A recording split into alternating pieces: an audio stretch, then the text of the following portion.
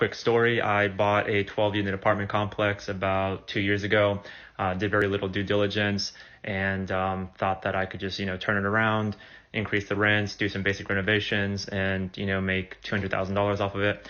Not the case, ended up not doing enough due diligence, so there was a bunch of code enforcement issues on the property.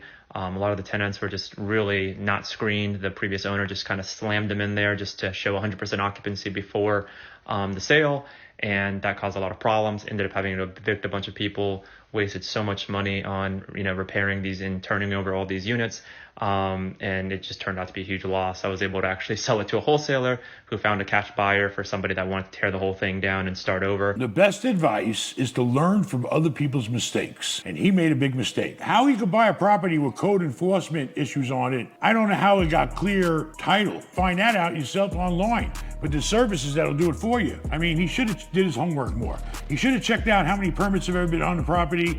He should have made sure it had a clean bill of health in the city. He should have known who his tenants were. Anyway, the point is, do your homework. Make sure you're buying a clean bill of goods. And if there are problems, that's fine, as long as you know about them.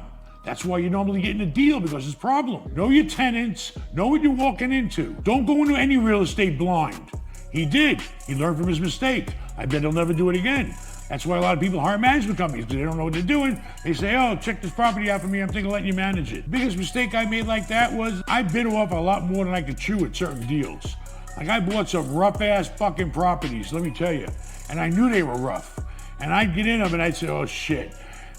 I knew this was going to be like this, but am I ready to handle it? I mean, I've had to vacate 100-unit buildings of gangbangers in Stockton, California.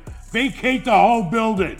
The cops wouldn't even come there. Once in a while, they'd maybe send a 5-car gang unit there. And I bought 1,000 units in Texas.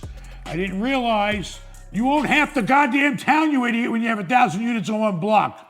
You're your own fucking competition.